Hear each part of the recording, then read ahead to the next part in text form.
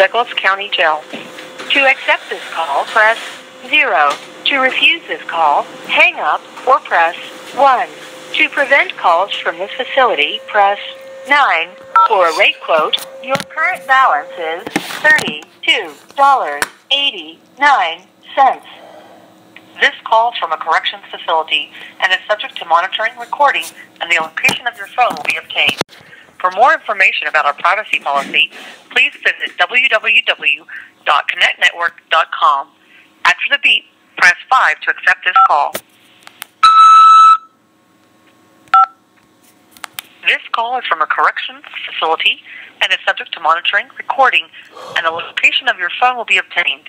Stay on the line to accept this call. Thank you for using GTL. I don't consent to recording of my calls. Anything that I need to know?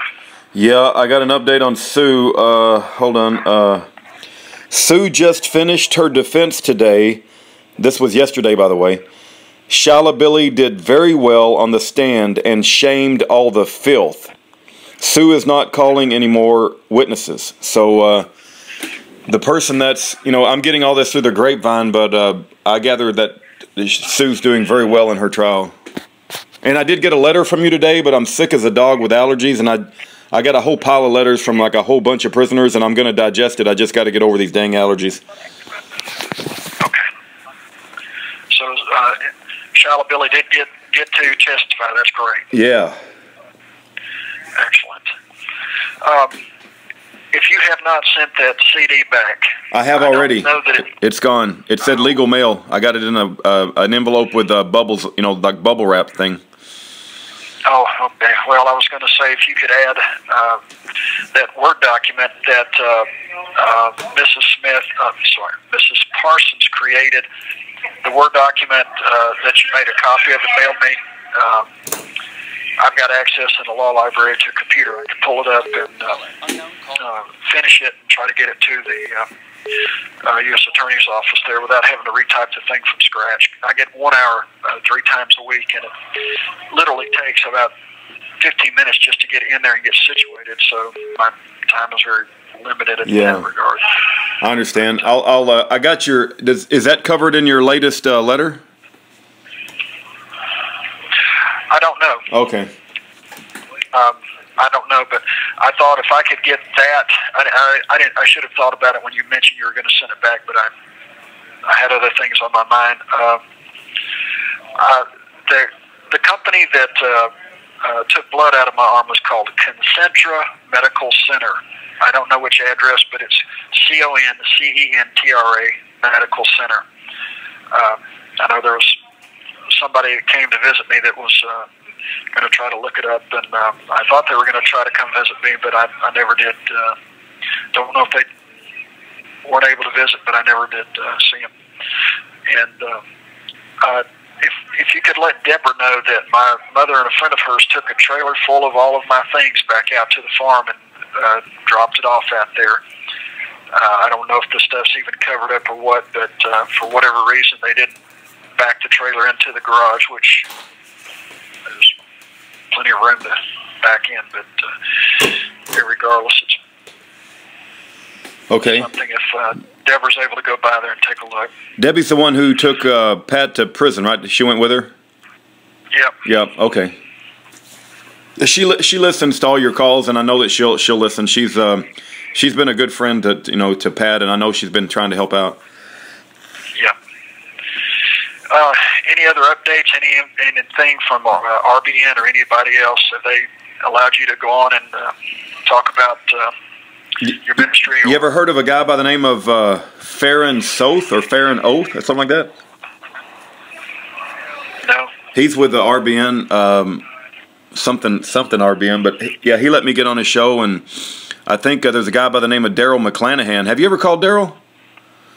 No. Yeah, Daryl would definitely like to talk to you. I think he's very much in tune, but I just don't know what your money situation's like, but I could give you his number if you like. I don't have any money. I haven't had any funds for over a month. That's kind of what I thought. That's kind of what I thought. No, I went through all the funds I had making phone calls, and then that was it. Yeah, yeah.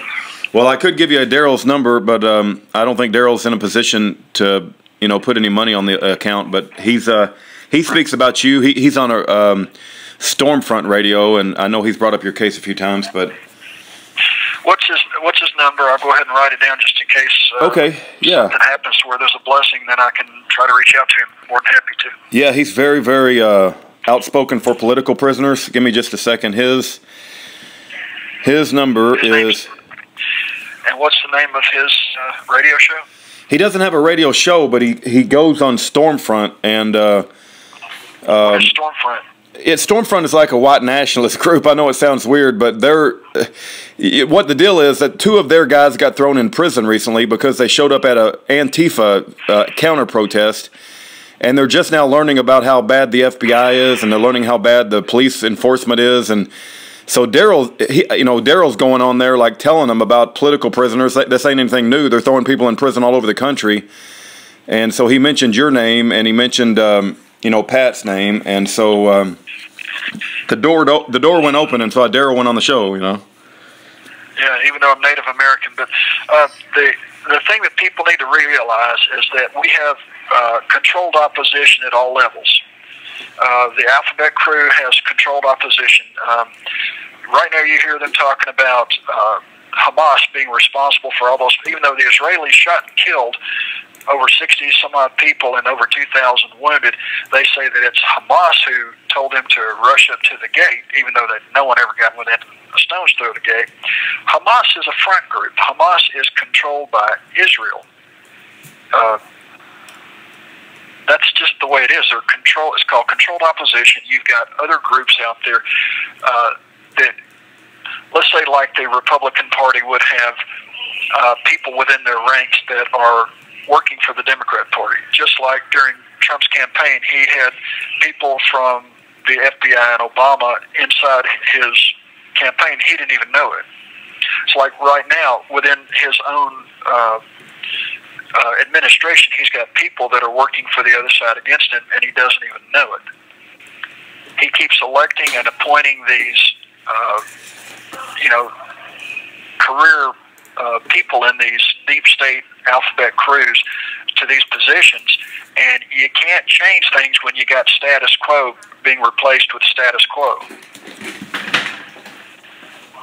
Yeah. So, I don't know. He's appointing these CIA operatives to run the CIA, and all they know is their operation. They're just running the same plans. There will be no flushing of the swamp, as it were. They're going to be doing business as usual, as I see it. And when you go out there and you try to make a deal with Korea, and then you provoke them by putting ships right off their beaches, doing war drills, and then you say, we want you to totally disarm, but we're not going to disarm. And oh, by the way, we want to put a base in your country. No, you got to realize that people want to be left the hell alone. They want to be free. They don't want somebody parking a base, because then all of a sudden that military base is there to protect you. Well, it's not there to protect you. It's there to control you.